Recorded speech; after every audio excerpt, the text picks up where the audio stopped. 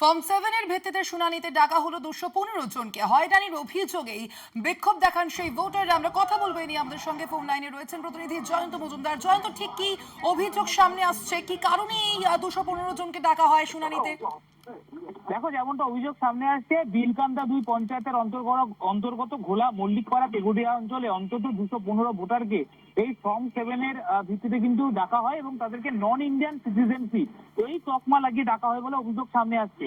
এবং সামনে আসছে দুজনের ক্ষেত্রে অজ্ঞাত পরিচয়ের ব্যক্তি। তারা কারা, যাদের কারণে এই যে 215 জন ভোটারকে ডাকা হচ্ছে, তারা ফর্ম 7 ফিল আপ করেছেন বলে ওই ভোটারদের অভিযোগ রয়েছে। সুজয় ঢালি এবং ভুবনজিৎ মিস্ত্রি এই দুজন ফর্ম 7 ফিল আপ করেছে এবং যে কারণে 215 জনকে ভারতীয় নাগরিকত্ব প্রমাণ করার জন্য ডাকা হয়। যদিও অবাক করার বিষয়, তারা যেমনটা একদম সরাসরি কলকাতা টিভির ক্যামেরার সামনে বলছেন যে তাদের বৈধ পাসপোর্ট রয়েছে। ইভেন এমন অনেকজন মানুষ রয়েছে যাদের 2002 সালের ভোটার তালিকায় নাম পর্যন্ত রয়েছে। সেই জায়গা থেকে কেন ডাকা হলে এই নিয়ে কিন্তু তারা অভিযোগ জমা দিয়েছেন ভিডিও অফিসারের কাছে। এবং গোটা ঘটনার বিষয় ব্যারাকপুর 2 পঞ্চায়েত সমিতির সভাপতি প্রবীর রাজবংশী এবং বিলকান্দা 2 পঞ্চায়েত সদস্য সজল দাস তাদের কিন্তু পাশে দাঁড়িয়েছেন।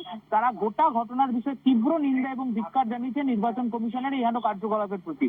নির্বাচন কমিশন কিভাবে রাতারাতি ওই একটা অঞ্চলের 215 জন ভোটারকে ডেকে পাঠায় এই ফর্ম 7 এর ভিত্তিতে, এই নিয়ে কিন্তু আজকে বিডিও অফিসের সামনে এখনো দেখা যাচ্ছে যে 215 জন ভোটার দাঁড়িয়ে রয়েছেন সকালবেলা থেকে। তারা বিক্ষোভে সোচ্চার হচ্ছেন, চরম হয়রানির অভিযোগ তুলে কিন্তু তারা বিক্ষোভে সোচ্চার হচ্ছেন। তারা বলছেন যে এই গোটা ঘটনার সঠিক তদন্ত প্রক্রিয়া হোক এবং তারা লিখিত আকারে অভিযোগ ইতিমধ্যেই জমা দেবেন, এমনটাই কিন্তু তাদের তরফ থেকে বলা হচ্ছে ভোলা থানার পুলিশ এবং পাশাপাশি নিউ ব্যারাকপুর থানার পুলিশকে। স্বর্ণালী, ধন্যবাদ জয়ন্ত।